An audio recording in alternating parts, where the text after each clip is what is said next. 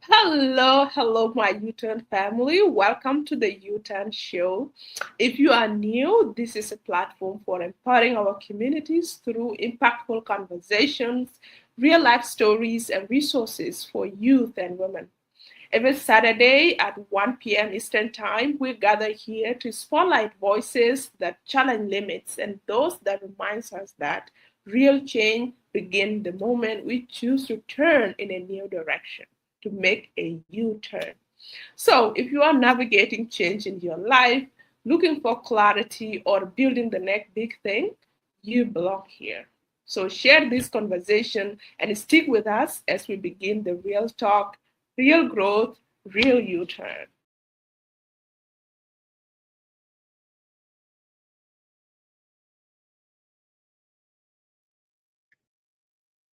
Hello, hello. Thanks for joining.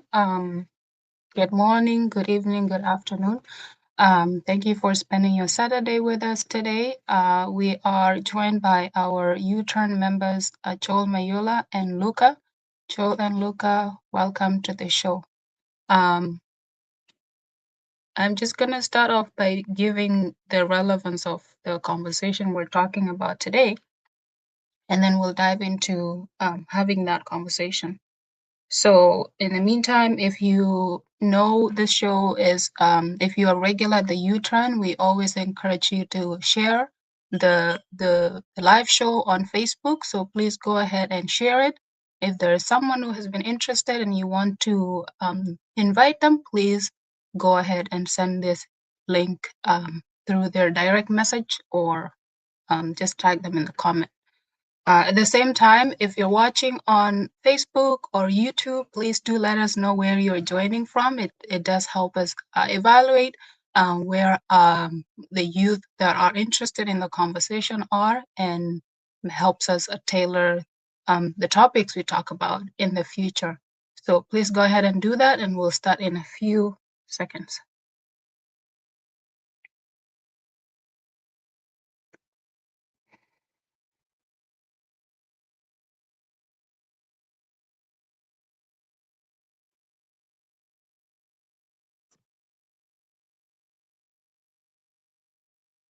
Okay, thank you so much. Um, my name is Alakir. I am co-founder of the U-Turn and a regular here on Saturday. I'm really excited about empowering the youth and empowering women. And it's my personal belief that if we start having conversation, we will eventually get somewhere. Welcome, Adich.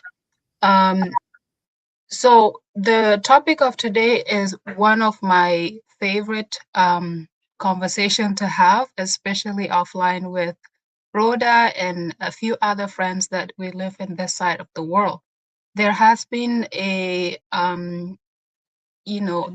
been a debate probably online through your connection about is it better to live at home? Is it better to move abroad? Especially when youth are looking for opportunities and their definition of success and their definition of identity. So I studied marketing, right? And in marketing, there's something called branding. Branding is telling a story about something, right? And making sure your potential customers are able to believe in that story. And I think the story and branding has also been applied as a system, it can be applied to anything. It's been applied in a way that in the head of somebody who has never visited, the developed country, they see it as the ultimate dream, right? And I've been there. You see it as the ultimate dream that if today I step foot in this place, the US, America, you name it, my life will be so different, my life will be so much better. I'll have so much money. And that branding has been very, very successful. And it's sometimes, although you can do it, you can come abroad, the chances of you coming abroad are very limited, especially if you're from the global south or if you're in sub-Saharan Africa. Just where I live, it takes about, on average, 2 years for the process to complete. And to just put your life on hold for 2 years, I believe is a big waste of time that you could have used for productive things. The other thing is the branding has done such a good job of highlighting the good stuff. You know what is really good about living there. For example, having access to internet, which is real. The other stuff that has not been highlighted is how difficult it is to make it in these places.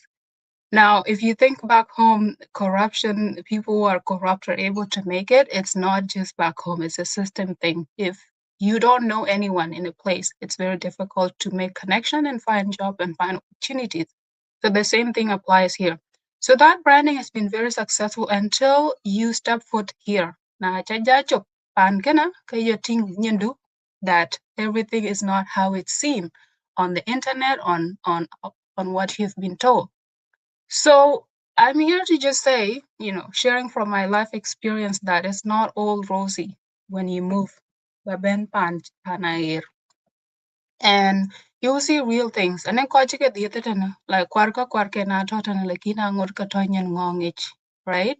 Ato chare chachi nimbe ke kanintin island chin beke cham mitinka lim Nairobi or pandeng ato pan kana, right? That just goes to show that achieve the ultimate dream. It I'm trying to say environmental within achieve any will determine whether you succeed or not, right? It's your attitude, it's your your belief in yourself, your confidence, and and the ability to dream, to do things just not because in right? So coi coi gặp bien thì okay. We coi thôi ra cái chú có luận cái chi pan piet yung cái chiêu cái du. And I know that's a question. We always been going back and forth. But let me just say, if the same system, once you enter, it's difficult to leave. In chirki chiti ognom sometimes. But it's not that Dubai. There are several things quite painful at Dubai, right? Number one, acha family cha ben gol chukene mikwa chilo sukule chitana, you make a tough decision that you are going to stay and support them because you are successful in this system, even if you yourself cannot successful, right? The other thing is you enter into responsibilities. Ka when you kayin thinking around be create bit loy solve nanning family do talk by titi when kitchen law emergencies create bit yo. So up dollar pay which could road. How are those people going to live? So you make that tough decision. Marir ago real kayin around people can count on while biki yina teach a coin, right? And let's talk about that coin. I quite okay, I can go quite a personal example is I'm worse off than I came to Canada 10 years ago. And I woke up to the America. Mantio anto in minus like inchula sa college ka chinong parent kun be so kul chat pin internet responsibility ko ba chat pin you take student loan ka chirika ka are not easy to pay off so ko are big student loan den kon thulu chat pin arale so that's what I'm trying to say and then to give perspective on the global perspective Africa, I think the town thing kaya pandang its resources. And resources include oil, minerals, like telephone or iPhone can kato long thin echi yok panto thin a yok pan Congo, right? And those minings I enaga failure they extract. But in the future, it's not going to be physical resources we can extract from Africa. Ninki brain drain, you know? Koi win to be ija, right? Ijal bigala pan pay. And that branding a chia successful so ran ben a top running pure bija pan to and thin ben pan air. Which mean their talents, their skills actually do non community then talk activity. So Kilo Rodman Theo, the trend is people here are aging. Quite often I quite up, right? In the next few decades, there will be not enough people to know big kanga watch, the global market will be shifting back to Africa where the median age, the average age is like early 20s, 20 from 21 to 23, quite already very young.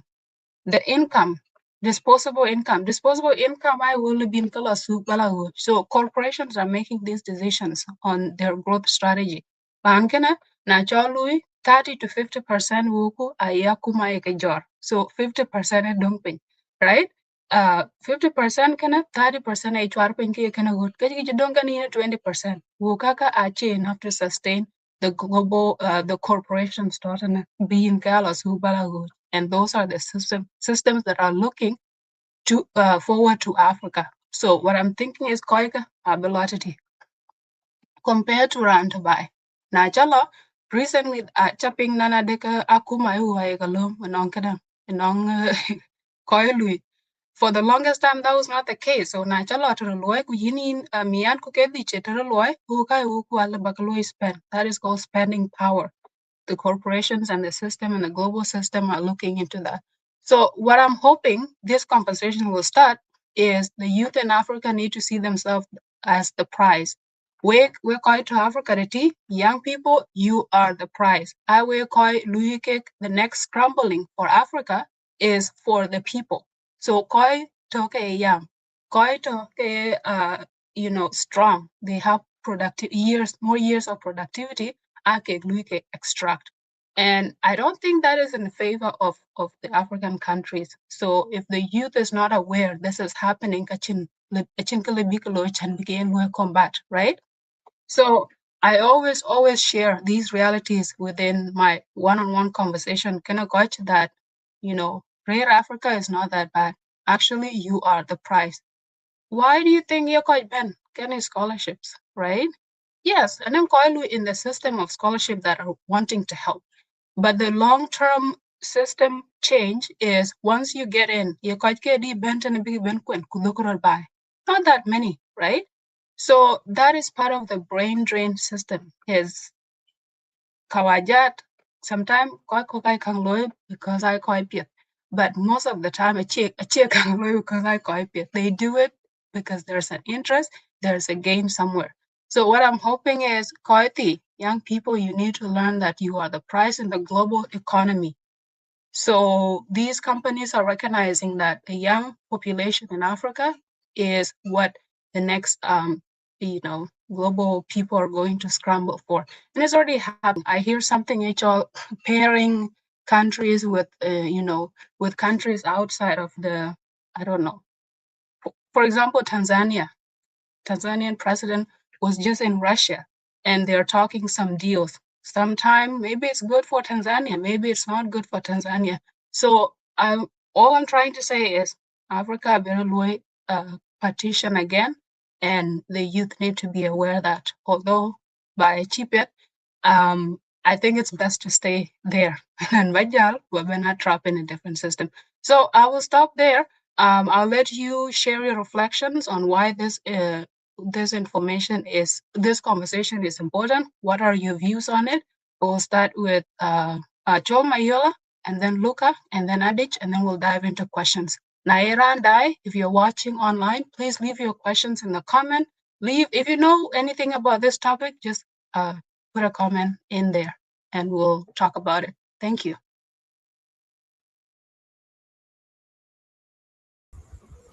Thank you, members and our viewers. This is very important topic, and like Ira's touched so much on what is happening there. Yeah, actually, it is like dream come true when you cross and you left Africa. You feel like at least you have made it in life. What will happen there? You don't think about it. The most important thing here is to get out of Africa, regardless. So, but what are the issues that make people to leave their home countries? Sometimes one thing that is lacking is mentorship for us to be guided. The way we are born is almost the way we are living. In most cases, you find yourself on the planet Earth. No one is guiding you. No one even giving you basic service. So, and for there you struggle. You see things on social media. You you also see that maybe there is better. And one of my friend is actually, I think, is where you are. He went there on a scholarship. So the guy actually is okay. Mentally is okay. He's not taking anything bad. But the life has become hard for him. Life has become hard for him to the extent now he works, pays school fees, and too much expectation that he left here. Sometimes even miss and a lot of things. And he told me one thing that actually really, really very funny. That when you work, all the budget is done there. What the government need, it just take it automatic. There's no way like us here dodging like, oh, let me, I'll pay next month. Nothing like that. All the bills off, uh, which actually is not good for people who are struggling. So you make sure that you are, if you are not serious, you will having debts and maybe your life will end there. Chances of even you getting married or whatever there is very high. So what we are saying here, yes, there are advantages and disadvantages. But from our perspective is here we are not guided, we are not shown what how potential we are, how we can actually uh, make use of what we have at the university or the surrounding does not actually encourage young people to look around and see what best they can do. So what they always see and what here is negative things. This is bad country, this is this, there's no job, there's no what, a lot of things. All these things discourage us from reflecting on what actually we have. And from there we are taken advantage. And this is what I can say. So thank you. Thank you, Joel. We'll talk about social media versus reality in a little bit, and I'm gonna also share what I have seen. But really good point that it's deliberate. It's either deliberate or people are feeling ashamed of saying the truth about the life they're living here. Yeah. So Luca, to you. Thank you, Madam Alakir, and also Adish and Shol Mayola, plus our viewers. I think this topic of today is going to be very tough and very important, mostly to those who have crossed to who has left Africa and those who are planning to leave Africa, and also those who are planning to go abroad. Like if you are in Juba here and life is very tough for you, you want to ship to Kenya or Uganda. So first of all, you have to find a way and sit down first with yourself as individual and put down all your goals and dream and activities, skill that you want to go and acquire in that place to for you to become successful. Because there is nothing that is like a success in abroad. You can, if you fail to become successful in where you are, even though you leave Africa or you leave South Sudan to go to other countries, you may also go and dodge the thing that people do to become successful in that place, like the way you are dodging them here in South Sudan. One of the best example that I can give also before we dive into the topic of today, there are those who try to collect the money that they want to leave this country to go and stay abroad or to go up to Europe, that they may go and get the easy life there. But to my own understanding as individual, and the way that Shol Mayola also talk about mentorship, those people they lack mentorship and they also lack discipline. They don't have discipline and they don't have a good mentorship. They did not ask big people or some of their elders who are grown up before them to tell them about what to do to become successful. Success does not come only when you leave the country. Success does not come only when you are abroad or when you are in Kenya. It comes from all the things that you do, especially the skill that you acquired as an individual and the discipline that you also put in to keep working on what you want to achieve in life. So this is the most important thing, and we shall talk much about it. That is my short reflection, and thank you for giving me the opportunity.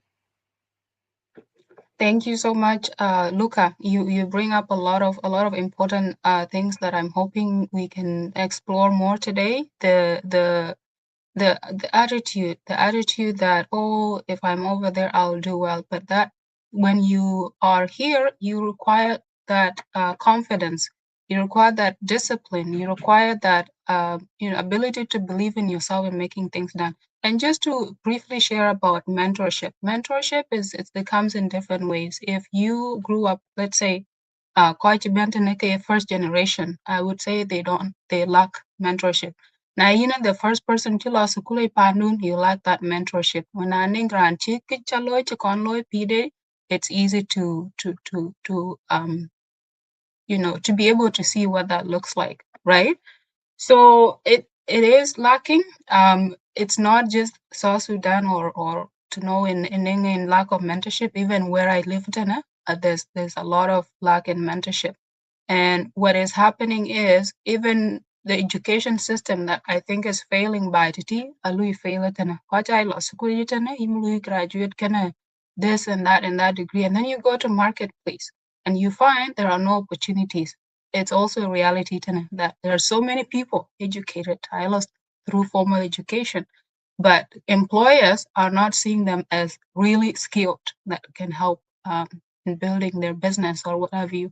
But that's a conversation for a different day. I just know there are challenging youth that are applicable across the globe, and that mentorship, I think it is one of them. Adich, back to you. Okay, hi, the U-Turn team, and thanks for joining us on. For those that are watching, thanks for joining us on this show today. I know this is a really very hard, right? Very, very hard topic to discuss, and you can even see now the number of the views that we have there are few because, like, it is like we are trying to talk of things that are not relevant to very many people. And honestly, so when Arakir was talking, I was just trying to listen and see really how we African have turned to be the price and what other people plan of, like how they can use us, their advantage and what. But honestly, like I actually don't have more experience of how the life is there.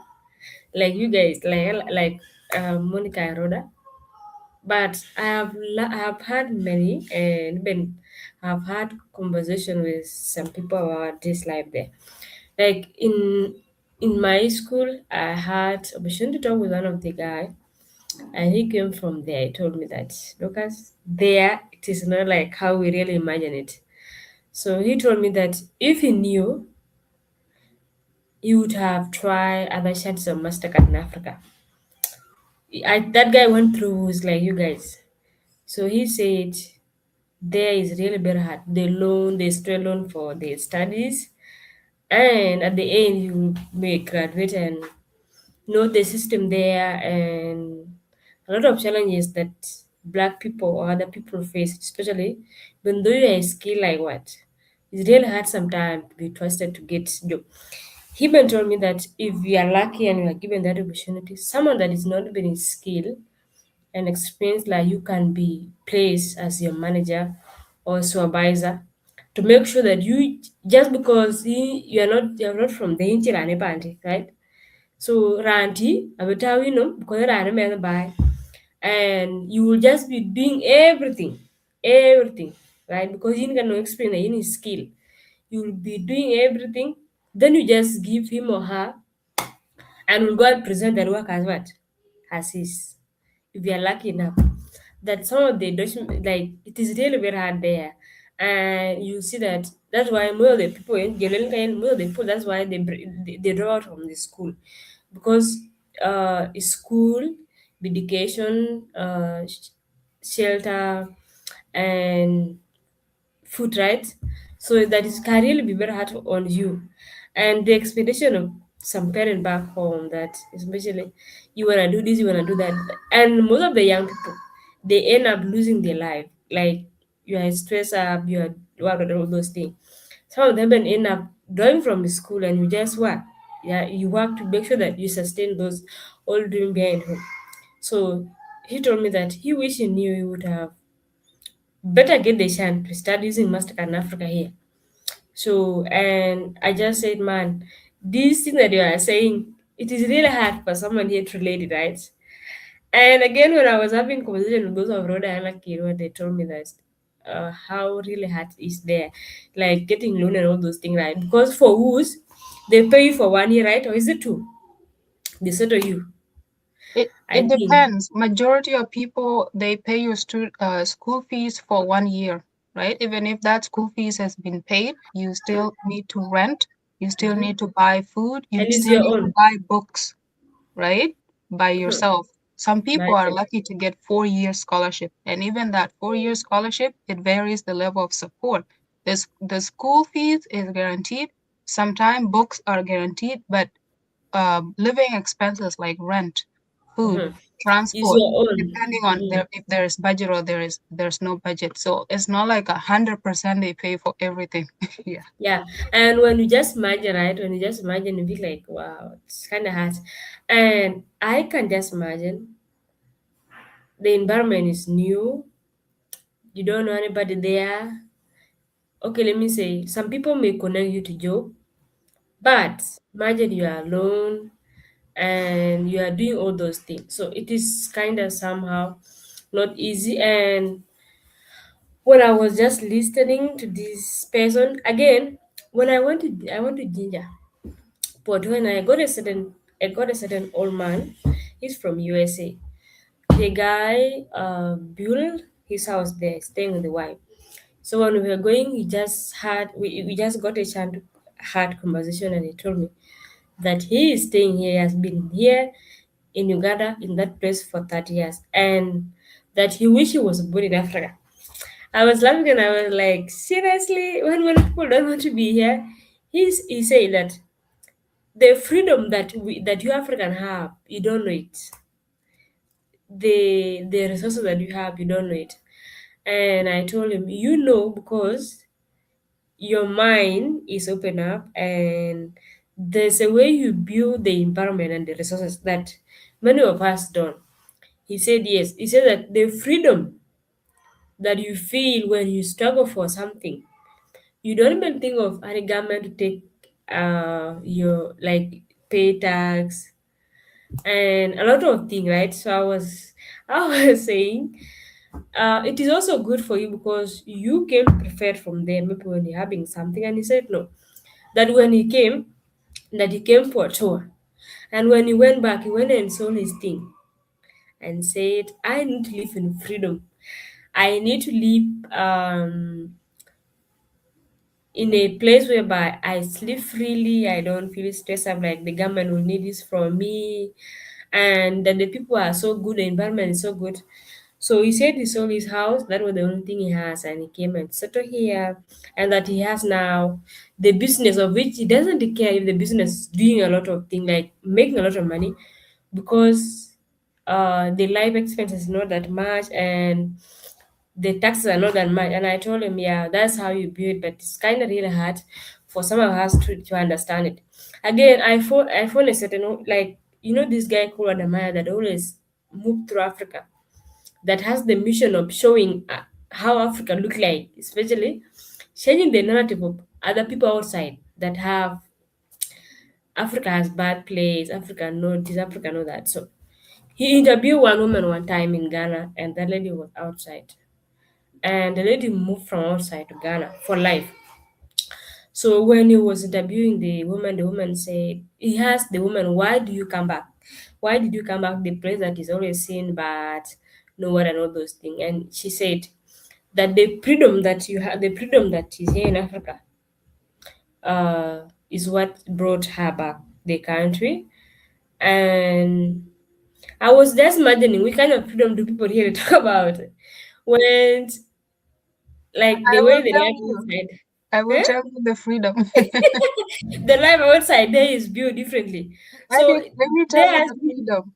The huh? freedom. If you are a parent here, if you're a parent, you Mhm. cannot leave the child in the house until they are 13 years, right? So if you have a job, the child has to go to school. You have to wake up, drop them at school, go to work, come back, pick them up at school, come back home.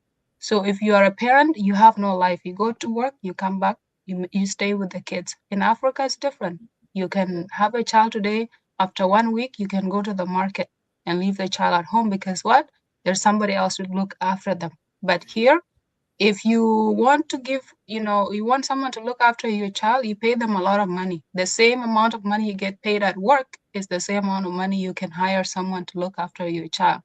Number two way there's no freedom here is you work full time, right? Now you live full time. That is 8:30 to 5 for me every single day, for 5 days a week. Let's say I have an office, I commute for 1 hour or 2 hours to go to the office every day.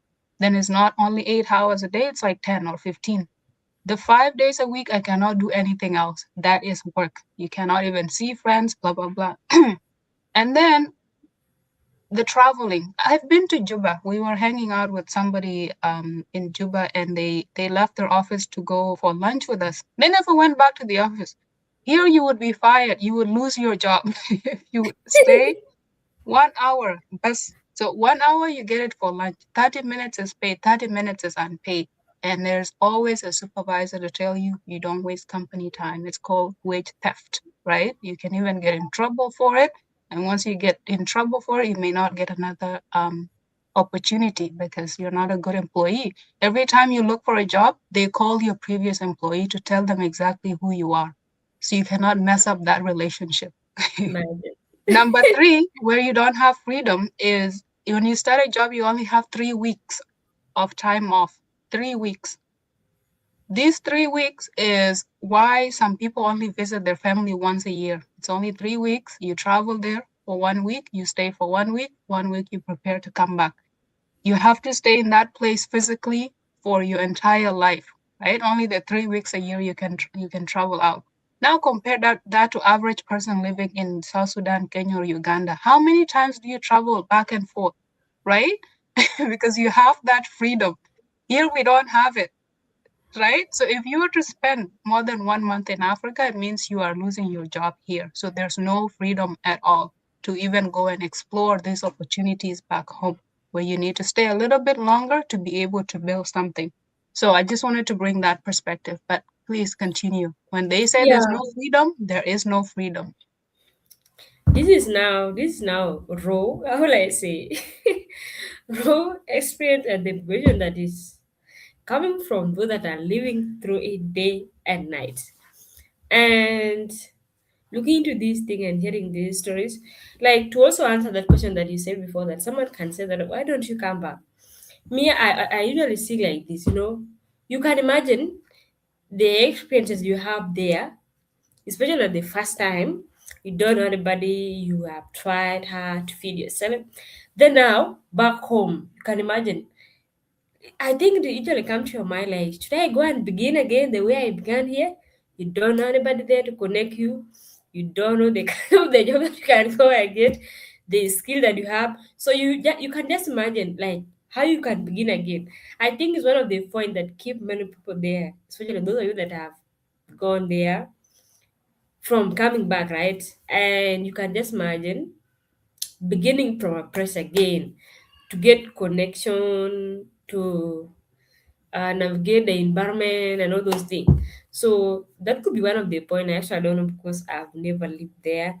And again, um, also with some factors, the broken system that we have here, right? Um, so again, that the point of social media display, right? Uh, I yeah, I can believe that it is one of the point because if you just imagine today, Not only that, even the life of the people that are here, like this issue of showing how you are successful and all those things. Yeah, I know me. I believe the number of the people that always go for this president in South Sudan may be more than other African countries because the factors, the pressure the parent have on us, the expectation of what we should do to them, and all those things, right? And I can sometimes when I just think and imagine the desperate that then most of the people, especially the one overseas, that most people usually decide to go, it is always death and life decision. And I think it is maybe saying if I'm to die here in Africa, then let me die in the ocean, right? Somebody ever told me that when I asked, and he said that it is the same day dying in South Sudan of hunger, no opportunities. It is the same like dying in the ocean. So it is probability of which I can say if I'm to do it out of four, could it be one? Because the majority of the people that are trapped on the way, beaten, some can die of hunger, a lot of factors. Whenever I just see those things, I just will be like, oh God, it's so no, it is the mind, how we are perceiving. But it's not really easy. And to hear from most of the people like the way Kira talk, especially with the family, the kid, the job, and all those things, and how she has brought it about the freedom that we have here that is not there. It is really hard, and I know as we discuss here, many people cannot really understand. And I can imagine those that usually go when you don't know anybody there, you don't know anybody, and you go on that desperate journey. You stay for 2 3 years on the way, then you reach there, you don't know anybody, you don't know where to begin. And maybe if you are mated to go there, like and again to stay for 5, and I don't know, 5 for some countries to get the document, come back home. It's really it's really hard to digest, but it's kind of really hard. And what I can say is that it is not really easy, not really easy. And I think it is the perception and the mindset that we have toward ourselves that most people that come from there don't have. We have very different way that we will build life between those that come there and those that stay here that need to go there. Yes, with all those media display that we see the house that they stay in, the way they look. So it's not really easy. But yes, there are very many opportunities as they see, right? As they see those that come from there. They always look at very many opportunities that we don't see here. Yeah, it could be like mentorship issues. And yes, another other factors could be the broken system that we have. Let me say the security, because someone may also want to navigate life in these places, but the security and the broken system, of which I don't compare it to the deadly desperate journey that many people take, because we have opportunities there. I'm grateful and lucky to be one of the student that attend African Leadership University. They at some point they shift, like the shipping mindset toward African opportunities, right? And they also the twist on how we can create them, mostly looking at the problem that African face and the solution that we can find toward them as youth to Africa, right? It's not easy, but it is something that when we look into it at that angle. And another point I like is this thing that I usually see as that lead to these journeys and also a lot of things. It is how we need to quickly get rich or to be successful. And when I look into the realities and the life for me, mostly through the country that I have passed through, I usually see many people established at their 40s and 50s, right? Not young. Because they have gone through life, they have tried this task skill, they have tried that task skill, they have learned this skill, they have used this skill, they have also learned other skill.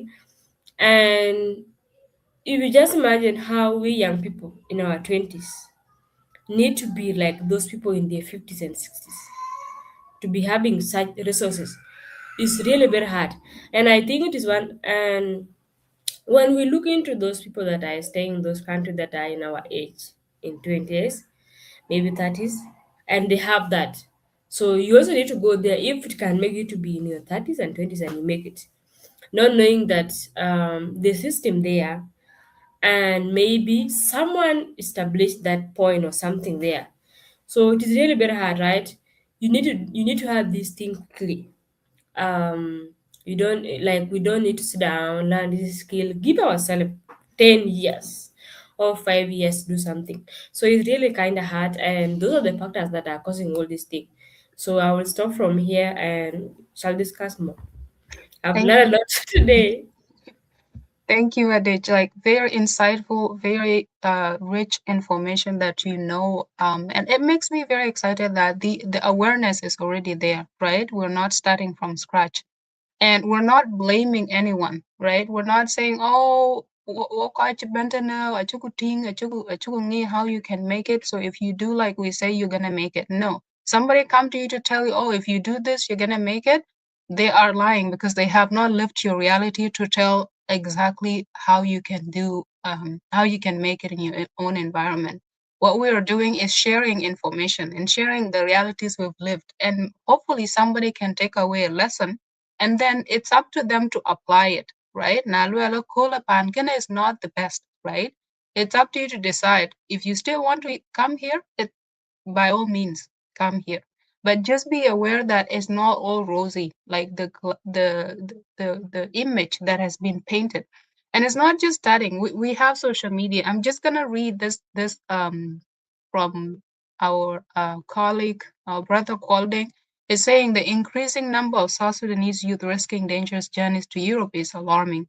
At the same time, some of those already abroad continue to showcase a glamorous lifestyle online, creating unrealistic expectations and pressure for young people in Africa, many of whom end up risking everything in pursuit of that perceived success. So there are very many contributing factors. The way I look at it is the system has been set up to make you look at things a certain way. And then you come into that system and you look at them a different way. There is a saying that says you cannot really see yourself if you are in the frame.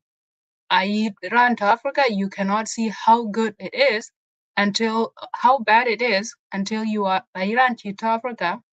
It's easy to say, oh, quite Africa actually better off until you live there and actually see how it is. Right? Naira and Tijal, you have moved out and you actually been exposed to other, difficulties. You can be like, oh, it's actually not so bad, if I go back home and live with my parents in Africa, because you've seen what the alternative is. So personally, if at the end of the conversation, not a major shift has happened, but people are actually aware of why this conversation is important, I think my objective would be achieved. And I'm just gonna say, beyond social media, the programming started way early, like way early when you started class one, when you went to elementary school. That's when you start being taught that America or outside your country is much better. Um, Tell me why in the physics or I don't know what science class I'm being taught about lift, right? Or elevator. So if you live in a tall building, there is something called an elevator or lift that can take you up or down, like 20 or 30 floors up or 20 or 30 floors down. That is something, is a tool that help people live in a concentrated apartment. So those foreign things, if young people are introduced to them at a certain age with no context whatsoever, they will start looking at those things as better than your environment. I didn't need to learn about elevator when I was living in Kakuma. I've never been in an elevator. So the education system itself is already starting to put unrealistic expectations on what life is like outside. There is also one other factor, that is nonprofit organizations. So nonprofit organizations have gone to the objective that has been stated or outside on their website, is to help people who are in poverty, to help people who are whatever, marginalized, blah, blah, blah. And they do have donors. So they come here to ask people for money, to contribute money so they can help a little boy or a little girl in Africa. And they share those stories to, the intention is to make sure people who have a little bit of resources can share that with people who are less fortunate. But what it has done, unintended purpose, is it has shown that to the young people in Africa that where you're living, this is what the reality is. You are miserable, you are in poverty, you need to get out to be able to live life like the social media of somebody that has just left the country and is in a different country, right? So that is another factor that is contributing to the image of, Africa is bad, blah, blah, blah. And the global community is buying into that image. And anyone who has access to social media and is being bombarded with negative images of themselves will eventually start believing that that is true, right? So I'm talking about this to say it's not your fault that you see Africa as a bad place. You have been taught to look at it as such, right? And it has been systematically reinforced in different ways. For example, the war that is happening, that is perceived, oh, it's just a tribal war. It is not. It's the resources war. So if this is how it works. If a small community has been discovered to have oil, that is the most heartbreaking news that you should see. They say they've discovered oil in Warab today. Just know that there will be no peace in Warab for the next 20 to 30 years. And the goal is to destabilize this community. So if there's no peace in their village, what will they do? They will move out. And once they move out, that land is now available for extraction of resources. That is the objective, right? Why instability keeps happening. So that is another thing. So in addition to that programming happening in nonprofit, in school system, in social media. I'll talk about social media. And the social media, the way it's used, it depends on a context. A lot of people use WhatsApp from back home. It's very commonplace. The culture is you use your WhatsApp, you post stories. Where I live, it might not be used so much. And the way social media is used here, when you look at it, wherever you are, you interpret it differently. Panto watin kana ache kocha cheke encourage big jam karaiken, right? Bakaraiku baby kocha miot ajil. People don't even want to talk to you if you're always talking about bad stuff. The expectation is naning kanwani piduich, you have to hire someone. It's your therapy. Ba anwen ku bakaya lakin. Such that na lor bala you can matku kayin chi che karaj ke bakabena like there needs to be this illusion of people are happy, everything is great. And that also spill over to social media. Social media also adding peer pressure, quite adding peer pressure. The peers, what are they doing? The peers that are well off, coining working an income, watch, so anybody that is young will try to imitate that lifestyle, right? Na ye na chinyan madu achi ko watch Alan, I don't know, Prada, Cheng Van Cleef.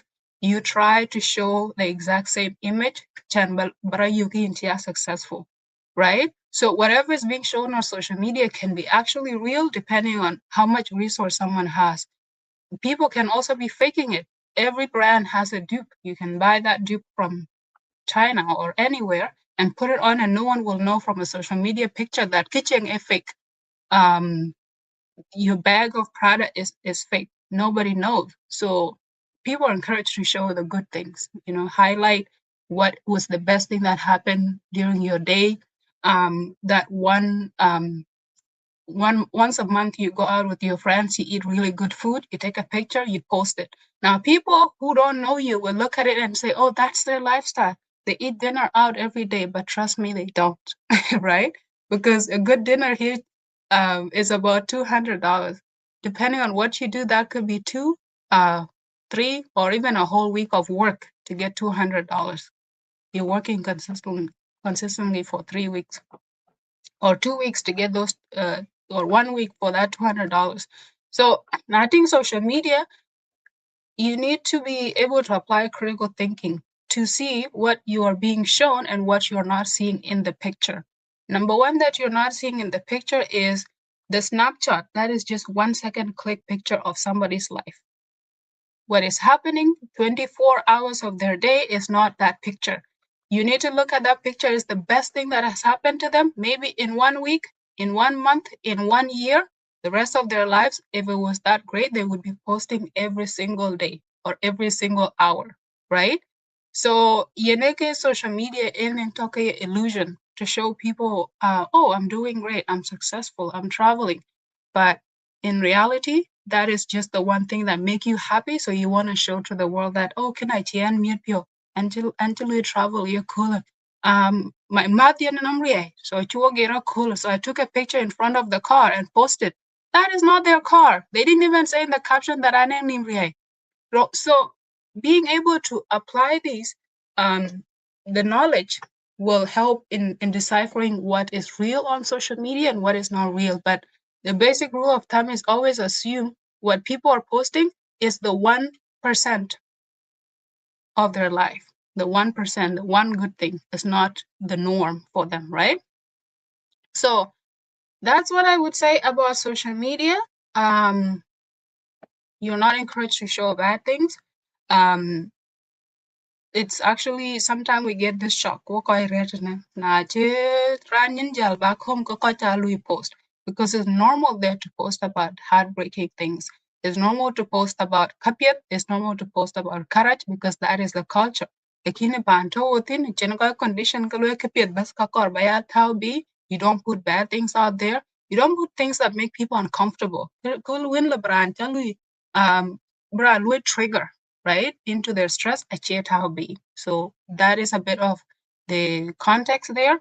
Naning add on social media, please feel free to go ahead. But personally, I had to take time and reflect to be able to get to this point of thinking about social media. Okay, I will just talk briefly about the social media stuff. The alarming issue, especially among the youth, mostly when it comes to comparison and competition.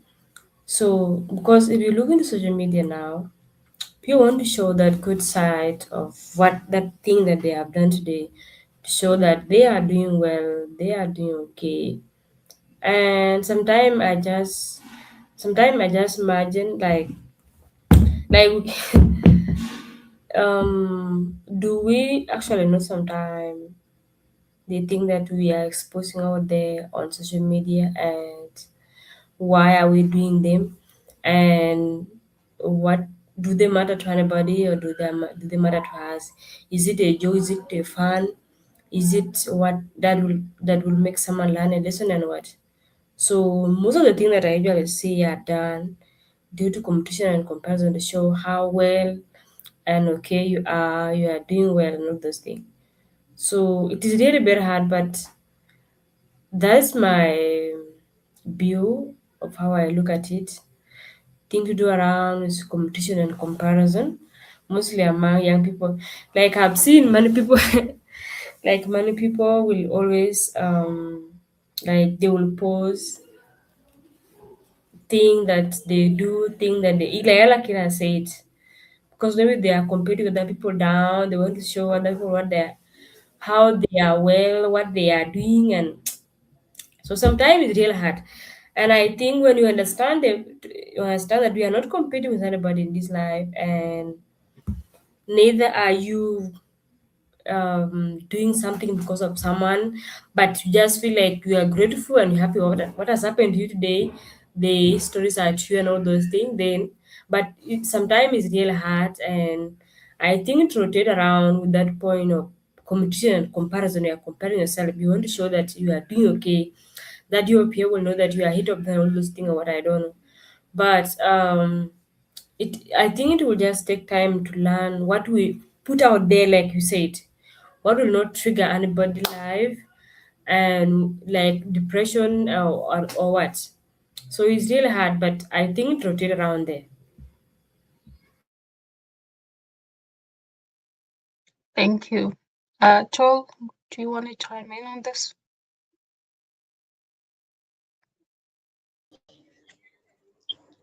I think I will comment on another topic.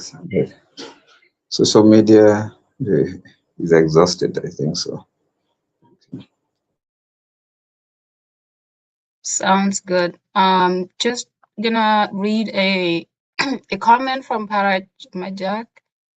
Says, for your information, a person receiving 500 USD, a salary in Juba or South Sudan, generally is living better than individual earning 2,000 as gross income here in the Western world. Yeah, and it is true. Going back to that, my personal story is somebody asked me for help. I sent them $200 and they're like, wow, you really don't have the money. Why are you not always having money? When are you gonna have money?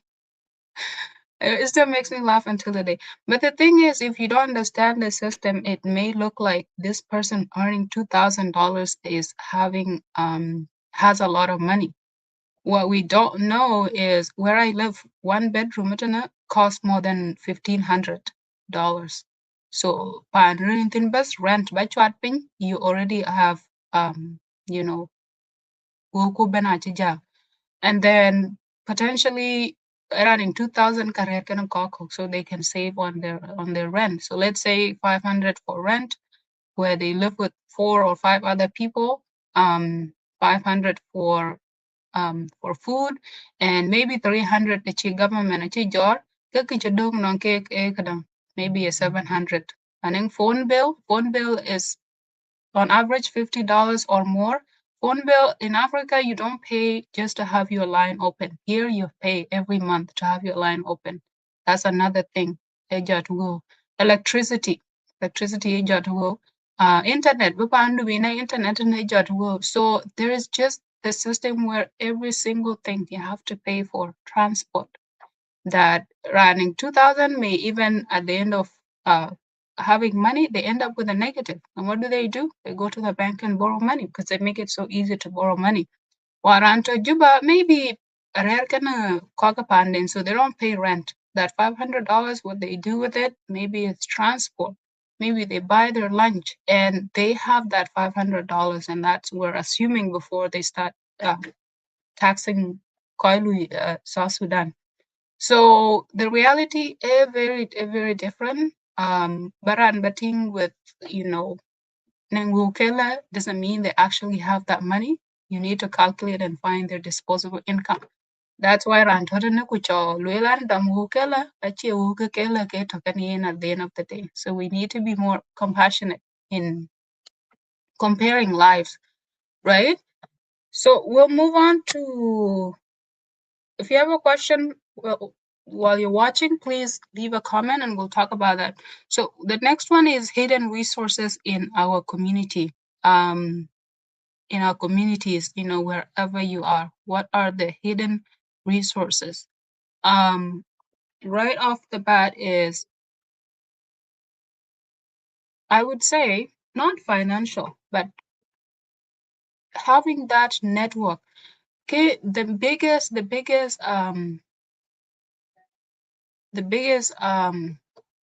challenge, pangana balwel, a loneliness and lack of support, especially emotional support. Over time, you find yourself, for example, and you start having all these responsibilities. So you focus on making the money. You don't build social network. And then kanwanin kachiran bila jam kwenyen. Or alain jam is having the exact same situation. Koi partner is supposed to be your family to support you emotionally. The relationship has shifted. These people only call you when they want money, right? Kuna you okay? They're like, why are you calling me to tell me all these problems as if they're not part of the problem? So that caused so much loneliness. Since you're disconnected from your own family, you don't even feel like you're part of the family. You're just an ATM machine for them, right? Internet, you don't have enough time to actually hang out and have deep conversation. You consider friends. If you have friends, you're very lucky. very lucky. You build that friendship. You maintain those friendship. But I would say the biggest thing is very lonely, and the loneliness will cause a lot of mental health issues. To the extreme side, quite would know.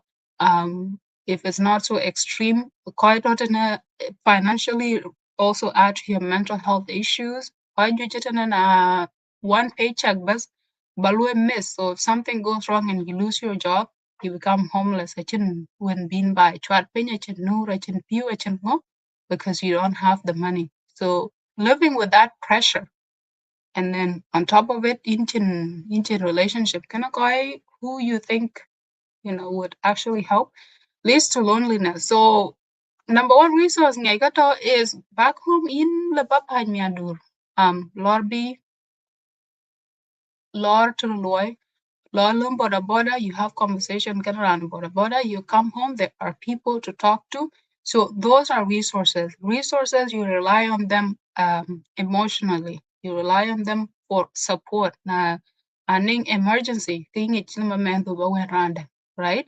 Pan kina na chone randeng ku ning emergency. I don't know you cannot go and add your child to them. Or they have a job. They cannot support you during the day from morning to evening at Loy. So this will make problem kwa too big because we rely on. So I would say that resource is the biggest for me. If you have anything to add, please go ahead. Yeah.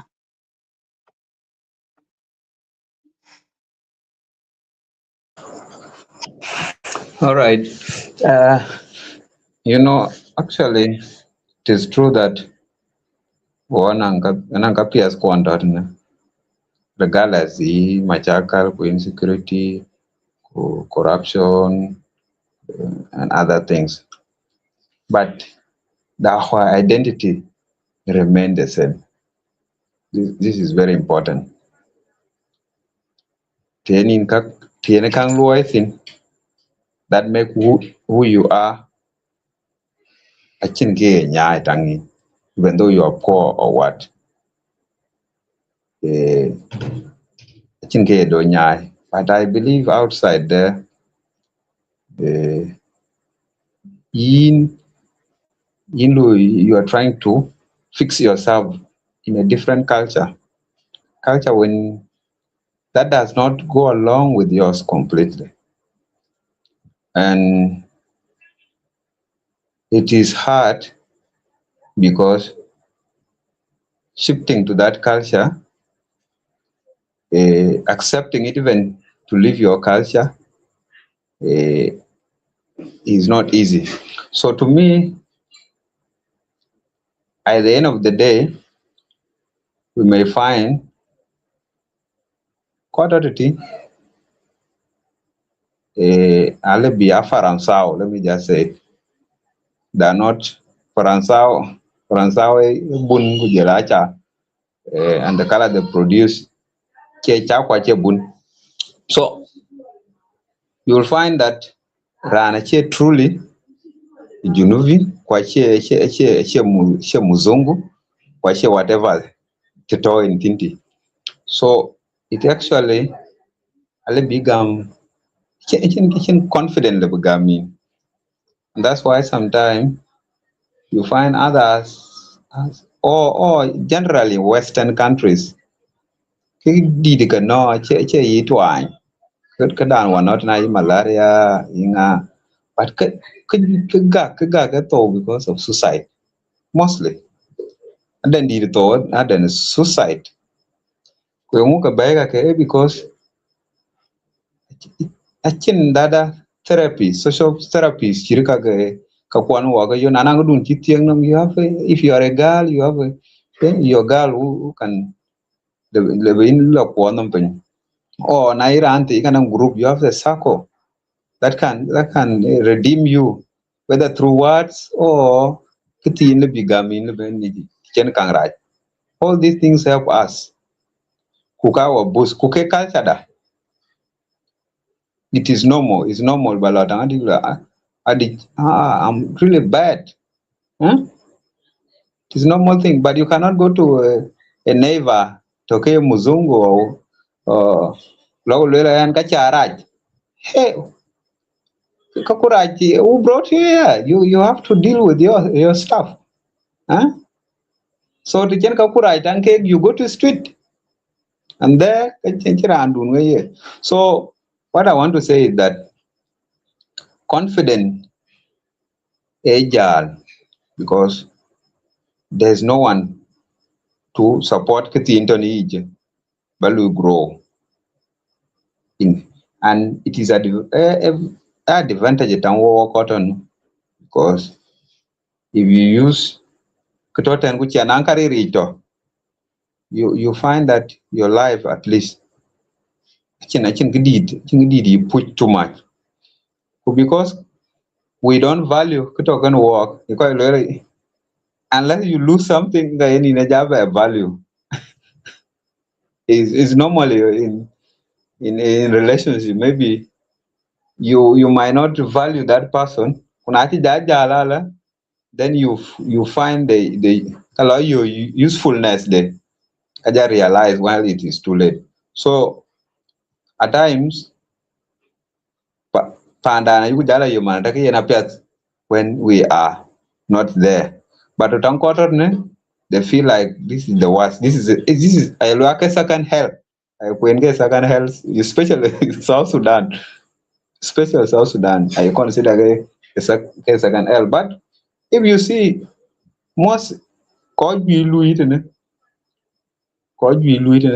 those who came earlier back kukala benken that skill they make it to come earlier are established most of them even these politicians running the country most of them they went there but they left that country and came back here I cannot mention but you know most of them call Louis within the government on the context of South Sudan because they know nanga authority ka jiga won ci yala kir ka lwel so at the end of the day and then reach to and reach authority is not there unless authority or other generation that you will build the wealth maybe mis ku dawe kala ngai ba la kwet but now you think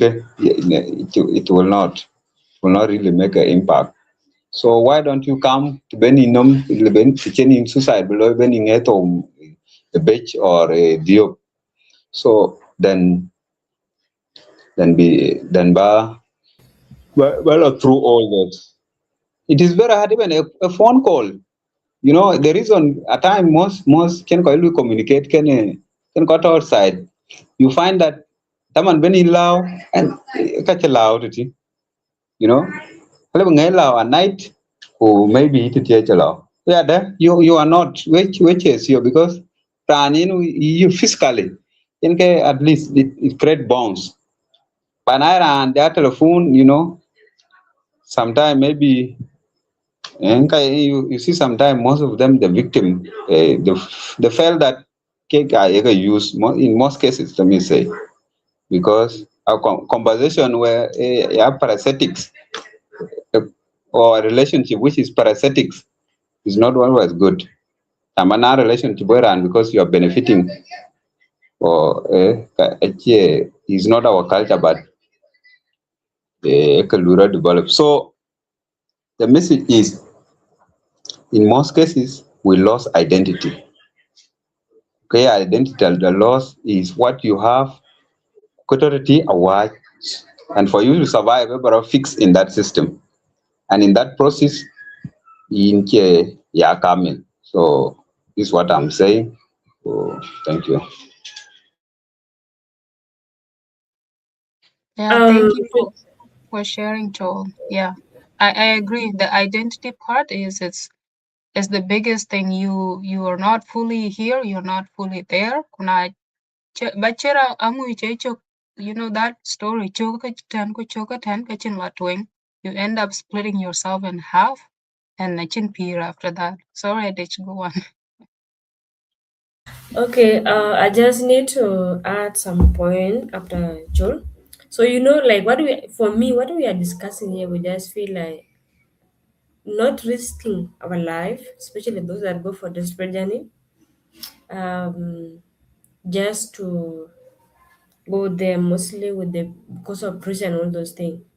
Yeah, life sometimes is experience, and I think it's better for those that go with at the better way, like going for a school and you try to experience there. Maybe you feel maybe you will come back and what, but risking it, right? Risking it through those desperate journeys is really very, very risky. We have like sometimes I just feel like crying when I see those dead bodies of Saturdays that are forced that did not make it either in the desert, in the ocean. So it is so deadly, honestly, so deadly to the point that I think that decision come out when you have now hate yourself. You feel like you better die, right? And maybe you try it out there. Maybe your day will succeed, or maybe, but okay, how do we quit? Because it's so dangerous. Like now, I was been seeing a certain people recently that South Sudanese that are detained in Libya are going to be returned. And when I was looking, like there were very, very many, very, very many, so many of them. Some of them were detained and beaten to death. And I was like, oh my God, is maybe have we now like is it did that happen because someone want to die and just feel like dying that way or what? Because it's really very deadly, and I know by the way as we discussed here, many people are struggling now. They are going. Many people will leave tomorrow, but I just feel it's so deadly. Better those that went through education and what, and they will experience and come back. Become home is always home. Like Chola said, many people have come back. Those that have tried to see they can fit and they can come back and do something, and those that feel like coming back to start afresh, like those of Rhoda and Monica that have seen now the connection back home and all those things, right? But I know one day that home is that it's always home. So it's really very hard. Those deadly journey, desperate journey, they are really very dangerous. And I know, let's ask before that, how can you convince someone right about that? It's really, really very hard. But I believe through dialogue and the discussion, even though one person is impacted, it can really be meaningful and very great. And yeah, even online today, we usually get a lot of people that talk about this thing, but I just feel like sometimes risking it for desperate journey is really very dangerous, and sometimes it is about mindset shifting. And as we have said before, that we just need mentorship and to just see the opportunities that we have around us here. Thank you, Adich. Adding on to what Lith said, how can you convince someone going for a desperate journey since there is even more difficult, it's more difficult due to loneliness and those high bills. You cannot convince anyone. To be fully convinced, the person has to make that decision and to make that choice. I know it's heartbreaking, but it's true. Achira and Balua convinced to do something, and most people would want to learn from experience. Unfortunately, that experience you may end up not learning from it. You may end up in chila to border in kinch America, in Kinbala Dubai, in P, right? So last week we were talking about this gratitude, being grateful for what you have. I think is where we need to start. And desperation, actually, begin take over if you already have gratitude for the little things you have in life, right? That you are breathing, you are not sick, you are not at the hospital, you are not starving, at least in Kicham, because now if you are able to make the journey to Libya, it means you are not starving to begin with. You made it all the way with a full belly. That's something to be grateful for, right? The future, the way when your brain is fully convinced that Jal Bandun in the only way to make it, I really am struggling on how to convince people that that's not the best thing. Like when on Luyan applied by Jahal, I wasn't 100% on board. So I talked to my auntie and she said, why don't you get a, Bella Sakula Jitana, Bajala Roki Karango. She's the only person who showed concern about me leaving, right? A rocket Japan can, no matter how you look at it, a rocket. And Koichiti Roke, they know how hard it is to make it out there in the wild. So I went ahead and I applied a scholarship which called DAFI in Kenya, where you go to study in Kenya. I was like, you know what, if it doesn't work out or if I have a choice between the two, I will go for DAFI. Unfortunately, Nigeria gum through was you cannot be considered for DAFI, so I was not able to make it. But the decision came to me when I was thinking about all these people, like Chulali, and at the beginning, they will be very excited. They will call, they will share the excitement, the honeymoon phase. And then at 6 or, 1 year mark, they start becoming quiet. And my brain was telling me something is not right, right? Why would somebody be immediately from excitement to being quiet? They don't even want to talk. They don't pick up the call. They change their phone number because kaju young kata. And the priority ache bakayo by kubika, always chatting. Or maybe they don't have time. So how to convince the people? We are trying it today. Nanira and Japing who are convinced or they go ahead to convince themselves, then great. Naira and Kina convinced Kwachini Alechapir until they arrive here, they will then see those high bills and loneliness and wish they did not come here. Kwajuj are regretting it. Kwajuj are hoping to save just a little bit of money and then go back home. Kwajuj really, really want to go, but they cannot go because of shame. Right? Na chachop titi kin lat ki chi yong in to agi erun kela kwachin ki chaloy, people are you kamara, but you haven't built amara.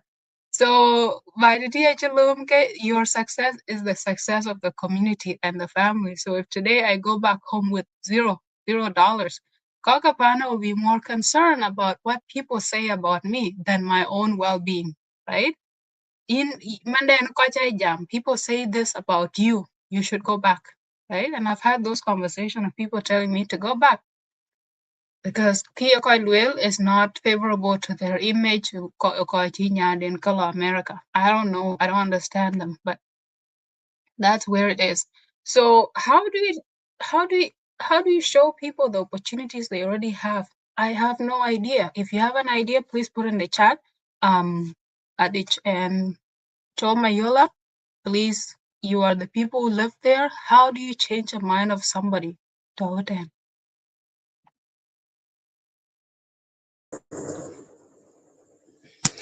All right. Okay. Johnny can come. All right. Thank you. It's a little bit difficult, because one, a king then con gaman at the city in the But what we can do is sometime ever carry a pan to Baganyran. I think pan is better than the other when a pan and it coach by homeless, people who are homeless. No all homeless. One high rate, kiche bed. Anang bad influence. Let's just talk as young people. You find that in Western world, homosexuality, these issues of lesbian, all the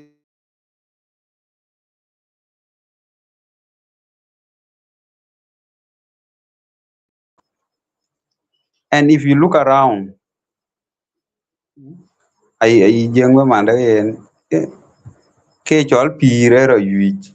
always good or always bad.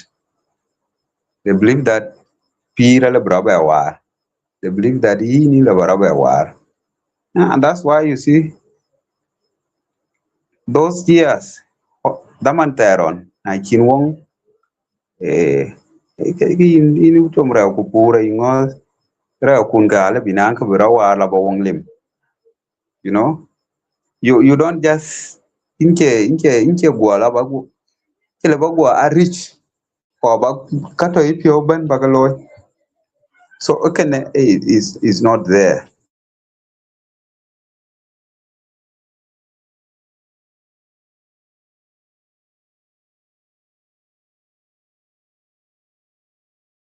Hello, is it me or can you hear Joel? No. Should I done? Okay, Joel is not there. To answer that, Joel will come and continue if he can. To answer that, especially how we can shape our mindset. You know, I'm a German is a young guy, and he told me about the change and the mindset and the pressure our parents or people really put in most of us. And but then again, you know what? That change will come alone, right? Jalele, change is something that you will resist.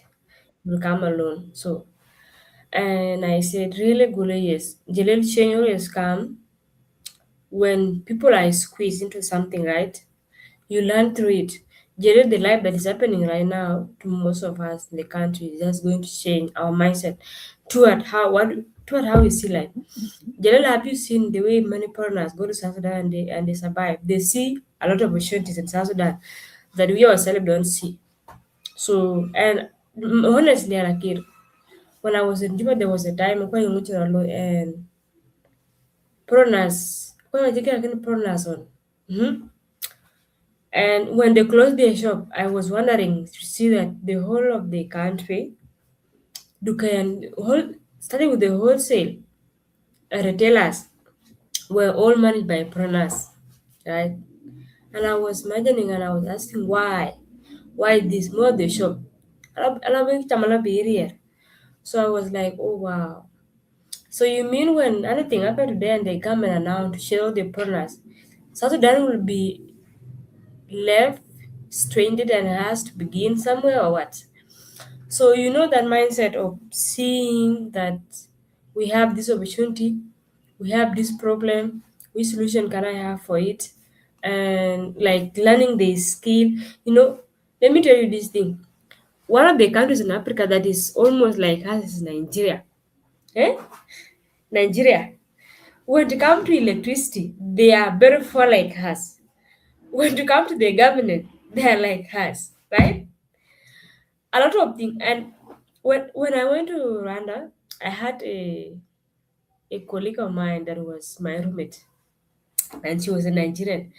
So Jelen, and you know what, guys, that she's surprised to see in Rwanda electricity is 24/7.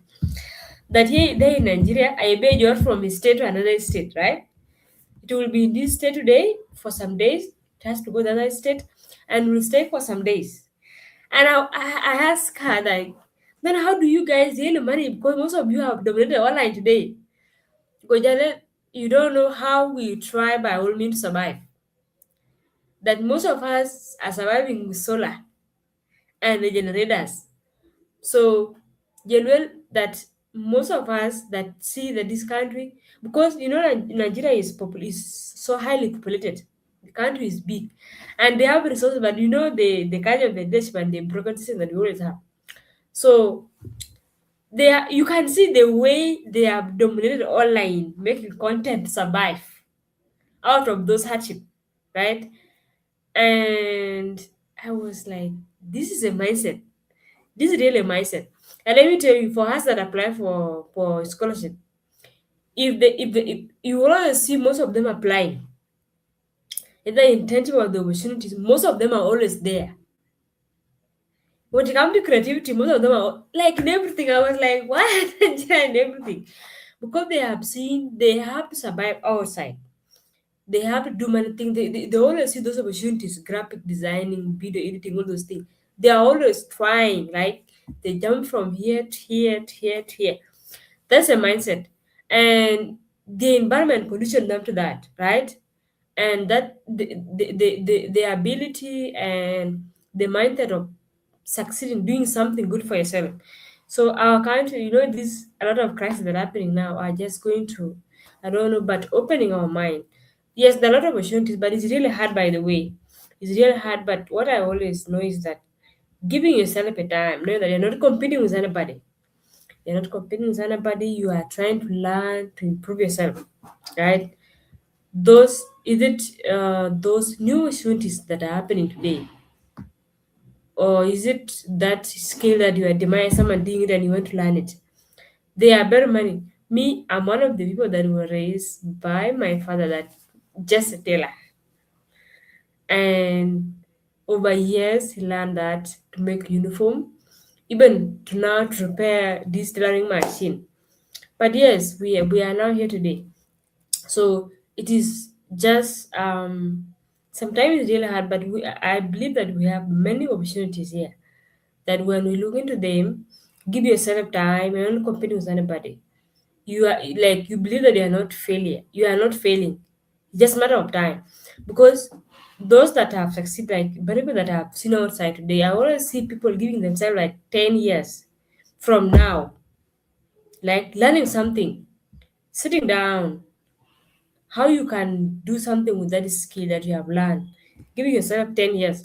But it's really hard in our place to think of that, to give yourself 10 years. You need it right now. You need to be like this person right now. You need to be having car right now. You need to have this house right now. So, such kind of mindset are really very hard. But I always say, as we use, we need to look into the new job skill that are being quoted right now that maybe we can do when we are, but not in the country, but whether I can do them online or what. And again, there are very many people that have got shunned to be in some countries whereby they can exercise their talent. Maybe in our neighboring countries, like some people can create content and what. And we have seen some European now trying to do great there, right? So it's just matter of not risking it, especially to those desperate journeys. But I know it's really hard and it's a very hard decision.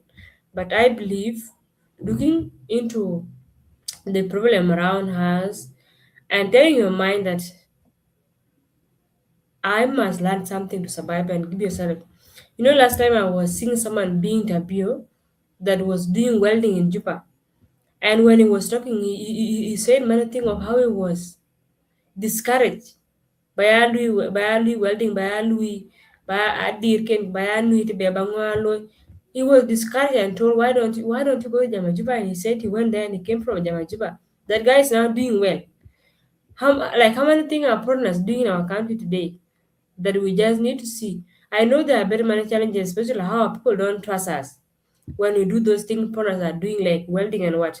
But with time and proving to them that we can do it, there are very many options, honestly. If you just better risking it to those desperate journeys, that's what I can say so far. To build on to what Adich is saying, it's true. It's true. It's difficult. There are no resources, but I always believe that there's a starting point. For example, the person who is making beds, and again, aning dukan ka again in Juba, right? Ato you see someone aning hotel and aning dukan. The way you can start, inchin resources kubadu kan dubala laptop. I think first is go talk to them. Kule, hey, nengala banin kuanyi running dukandu. Daman yena stock yaka bay, kaka dukani ka bay, bika benta word ku yarante yeneng real. Help them to bring them the bika dukan bika loy restock. You are it's not just about the lot of money you get after chain moving of stuff. You are also learning about their supply system. How do they manage their stock? Stock, how many times in a week? What are their sales volume? These are things you can learn while you are, helping them and doing manual labor. Naira chatting running again I saw this video on Facebook of this guy again I don't know if you guys know him. Some guy goes to interview entrepreneurs and one of them was selling beds and then he had opened another branch. I don't know if it's Bor or somewhere, one of the villages, Wegol, Chokijuba, right? He's expanding to that village. He has had like I think about 9 employees right now. And who is not thinking or looking around themselves will not see that as opportunity. But then even if in welding experience, experience of going again, there is always something you can do. Can help with the cleanup, but in the process you are learning essential skill that which alloy wood in South Sudan, in Juba, in other areas. Wood can ke abukur again bike kan intin abukur kursi abukur desk. That is a big market, and that market kubakupal foreigners get a lot of money, right? Um, you don't need to do something really big. But right? Iran ning raidena why low and they have really good system. Go help them with moving the stuff.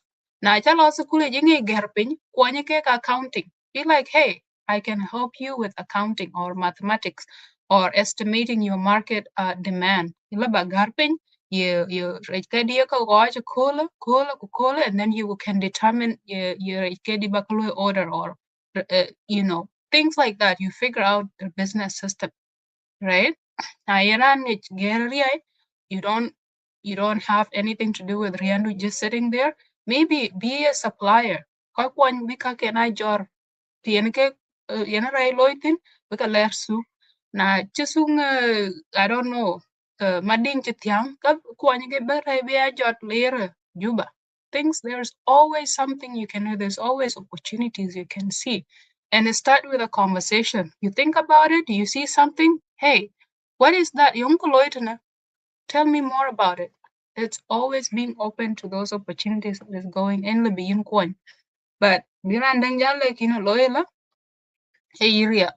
Of course, the displacement has also changed our identity, how we see ourselves, how we see time. Or routine plan because when they were young, they've always been moving from place to place to place. Until you experience displacement, yeah, it's difficult to build something sustainable. Like Badu Kan Baloy. Naira until through trauma 2013, Kayeting Dukandu Alebiriak anytime because of political instability. Those are emotional wounds and they don't just go away. So I recognize there is things that has happened that shape our identity, how we see ourselves, how we perceive time, and how we invest that time, right?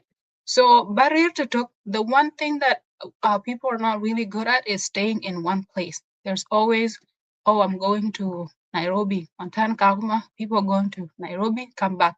Nakuru, come back. Eldoret, come back, right? And when you are always on the move, Kachin Kalabaloi build, right? You need to stay in one place. You need to be able to settle. So that settlement is lacking. And think about it. How can you establish that settlement in yourself? Now, Chaya settle, you can be able to now look around and perceive opportunities or what you can do while you are settled. So things like farming, akur berare to talk, right? So that's what I can add. We had a few things to talk about. Like And you to know, add that point, Akir, I want to add something, especially with the way you have expressed that, especially how we can volunteer. This point is really very, very important, right? When I was staying in Juba, I had a neighbor that used to go to search for a job every day. And in a certain UNHCR office, you would go to volunteer just to help them clean their compound for free. He did that work for 5 months and he was employed. The better position when someone left the office and he had papers and like as they as he volunteer and they learn to know him. There's a way, honestly, there's a way we view life, especially in South Sudan. Because to put yourself down, like the way we have said to do something, it's really a very hard thing. Like, why should you do those things? You know, papers, you know. So I remember when we were young on top of Mading, we used to hear Nyiraka a lot. when they did Borboda guys, right? Yan nga di ko kini Borboda guy. But I think right now they are the very people that are praised, and you'll be who and your gun with them because they will not lack something to eat. But those days, okay, bad people, right? So, and even a lot of things that were done, in men, yeah, you should not do this thing, ranty. And your parent will be like, and when the thing you get a editor or God is now doing well, you change it to our God. When the thing is an engineer, why don't you do that? Forgetting the factors that our kid have to read that and the connection and the environment that we have. It's really, really better, but I think now, um, doing it like the way you have said it has just that mindset, right? The mindset of saying that I need to do something for myself. I need to put myself out there and learn. It's really hard. But the mindset we have as young community, why are you lowering yourself? Why are you doing this thing? That discouragement. But I think right now, someone should not discourage you when they're not putting their food on your table. As long as you're not disrespecting yourself, neither your community. Sure, Adik. Cover quest which and it is also one of the things that is affecting most of the youth in our country, especially here in South Sudan. I am sorry because I did not follow the show from the beginning up to the end due to my network. But the little that I got here and the part that I have also followed before can help me and also try to comment on that.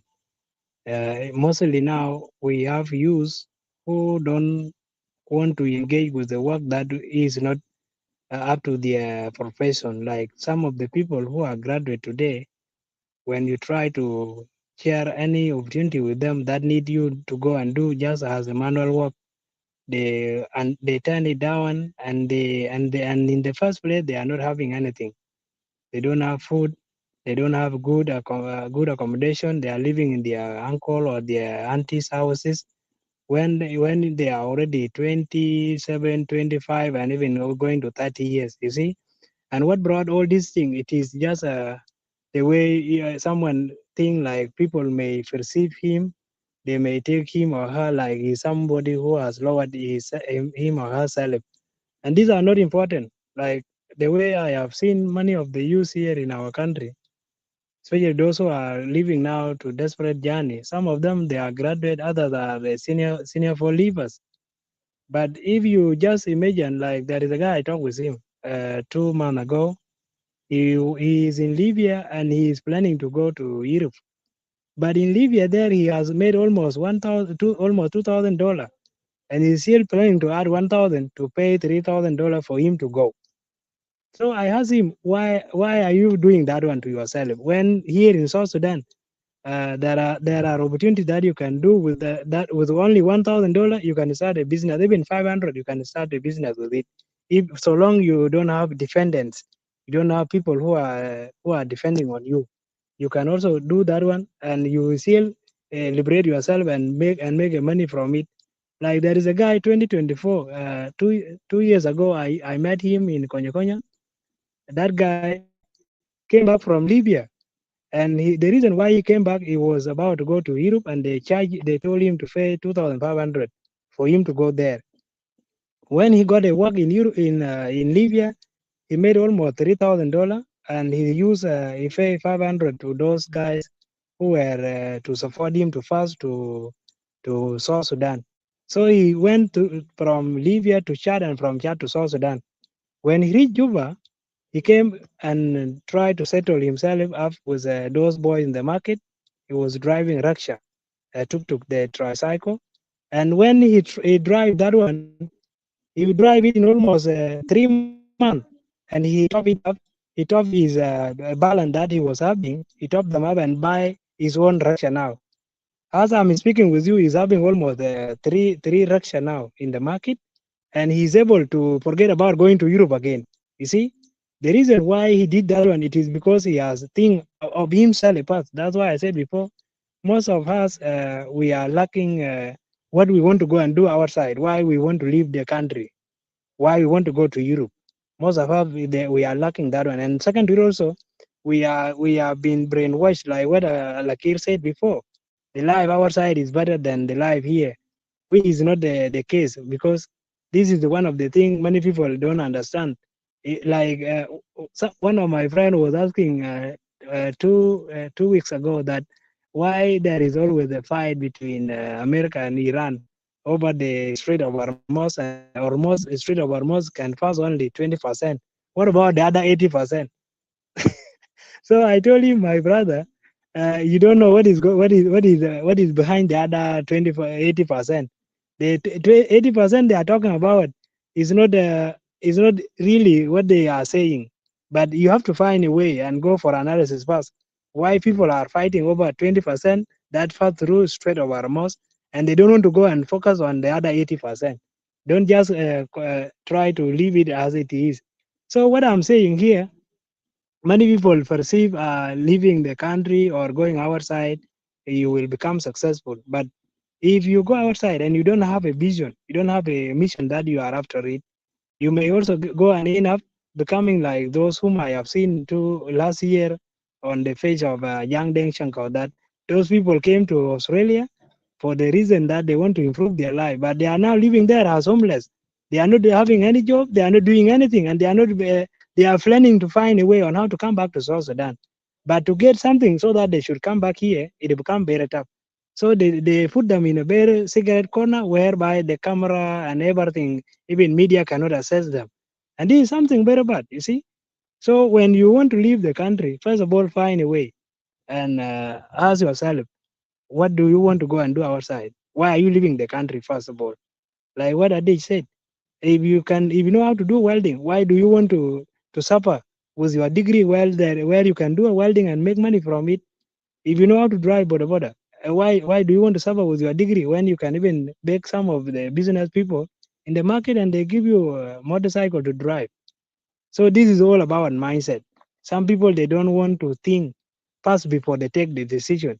But decision of going to Europe, like living to Europe through Libya by paying 2,000 or even $1,500, or let's say $1,000, I cannot do that one. Me as Luca, as individual, I cannot do that one. If I reach Libya and I can make that $1,000 in Libya, why should I go to Europe again? I will work there for another 3 to 4 months. When I make 2,000, 3,000, I can come back to my country and do other businesses with the money that I have made. So I think this is very important and interesting topic. Many people have to put in their mind that you should not leave the country to go and become successful direct. No, I don't think that one is possible.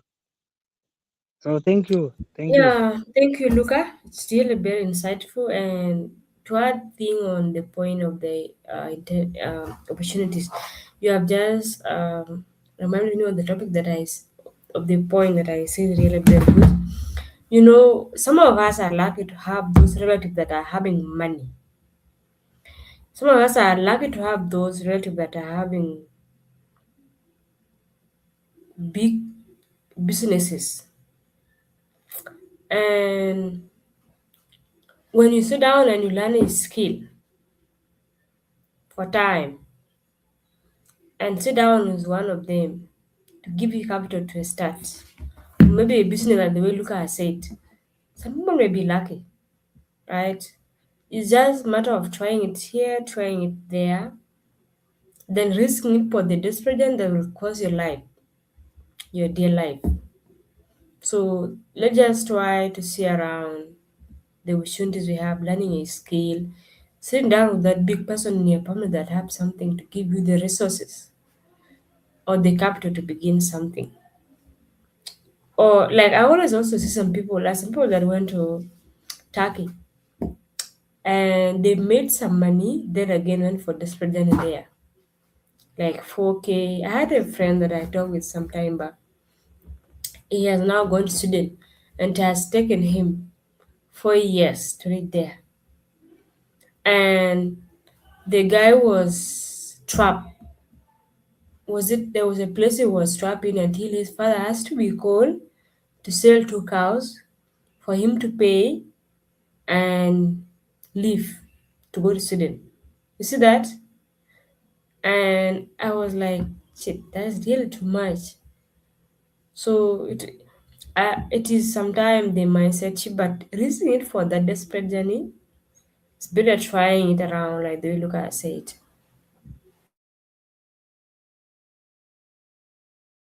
Thank you, Adich. It's very it's very difficult place to be, but I think it's best we keep having those conversations. Like my even as person who is here, my biggest resources, the way I see it, is people I know, right? The people you know, the people you can talk to about your problems, the people can point you to the right direction, are always the resource you need. We might think it's the financial, but trust me, financial is very volatile. It comes and goes. And I'll share my story. When you see people you don't really know, when you see people who have migrated, you think they are all success. But the people you see and you think that they are successful, they have had multiple failures. And even while they're speaking, could be in a failure. So I had just graduated, right? So when I just background, when I was in Kakuma, I graduated high school.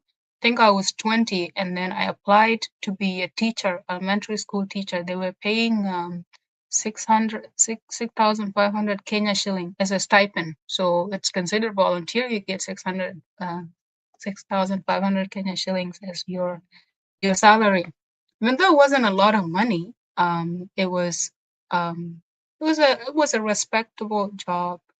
The people looking up to you, they're young people. You are shaping their mind. You are teaching them skills, and that is something I could do because I've gone to school and I know I have the skill set. So that was my first job actually. And fast forward to Canada, and I graduated in 2021. um there was COVID. It was a lot. It was a mess going on. I had graduated. I'm looking for a job. I'm not finding any job. I have finished my undergraduate in commerce. I studied marketing. I have built like a lot of skills that I thought, hey, now that I have built these skills, it should be easy to get employment, right? But man, I was wrong. I was so wrong.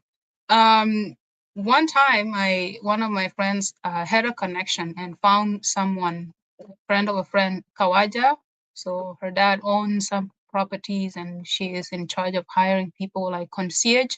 So concierge is like someone at the front desk who is also like a security, check people in and out, things like that.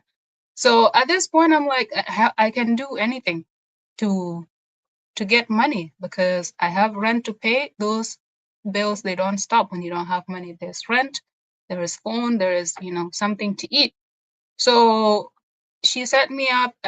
We made an appointment, and on the day of, the day comes, I go to catch the bus to go to that interview. The bus delay for some reason that is beyond my control, right? So I show up late to the interview, and that is the rule number one in this country when you arrive. Rule number one is you should never be late, because even for 1 minute, people will not trust you, right? So I showed up. I give her a call. I'm like, hey, I'm here. Um, Nobody's here, and she's like, okay, I'll be here, and in a few, maybe 5 to 10 minutes. She wasn't at the location. I arrived before her. So when she arrived, she looked at me, no conversation. She was like, you know what? I don't think I should hire you. You are very unreliable because you show up late to this interview. I don't think I can trust you to do concierge. This woman doesn't know me, doesn't know what my skills are, but just because I showed up late. She also was late, but because she is in a position of power, she was able to tell me that for the longest time I hadn't gotten an interview. And I was so hopeful that I will get this job because that's how confident I am. If I'm able to talk to another human being about my skill, I always know I'm going to get a job offer. So she was like, you know what? I can't trust you. You are unreliable. You show up late, like said many things about me, and we don't even know each other. That day, immediately after, I really broke down. Um, could have been more than that, because I'm thinking, I had just graduated high school. I was only 20 and I was able to get a dignified job, even if I lived in a refugee camp. Being in Canada, one of the best countries in the world, like I have been told, graduated university and a job for a concierge, this woman is able to look down on me and tell me I'm unreliable because I'm late, blah, blah, blah. All I'm saying is it just hit me at that point that my life had not become better because I've moved to Canada. In fact, it has gotten worse, right? Because here you go to school, you take student loans, but 6 months after you graduate, you have to start paying those student loans. They don't care whether you have money or not. So it was it's a fail story. Obviously, it just goes to show people don't always talk about their failures. And as some of you have mentioned, it's best to tell stories. I believe if people told more of their stories of failure on social media, there will not be as much pressure. Someone will not feel as bad about their situation as they used to. Someone will look and say, hey, those people I look up to are also human and they can fail. So yeah, basically it's not all roses. I ended up living at my friend's couch for almost a year before I could be able to find a job because I could not afford rent. I've been in Canada now for 10 years and I'm telling you, I don't have a permanent job. The dream is to get a permanent job. But somehow I keep getting a contract because I believe I can get it. So the thing is, your definition of success, of seeing someone on social media and think they are successful, is not the same as the person definition of success for themselves. They could be projecting that confidence, and their confidence is not coming from having a lot of money. I don't have that. But their confidence comes from their belief in themselves that they can always figure it out. And no matter where you are, whether you are in Canada, whether you are in South Sudan, you can always figure it out. And that's what I hope people can learn from this. As long as you are breathing, you're alive, you've eaten something today, you can always figure it out. So I will end with that. Luca and Adich, if you have another U-turn message to share, please go ahead. Everybody that is watching, thank you so much for your time, for joining today, and for engaging in the comments. And please share this conversation. We have a YouTube channel. It's been linked in the chat, or we'll put a link in the comment later.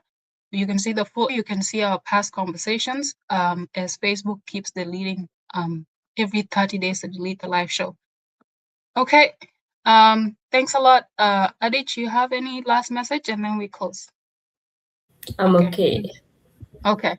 Thank you. Thank you. All right. We'll see you next Saturday.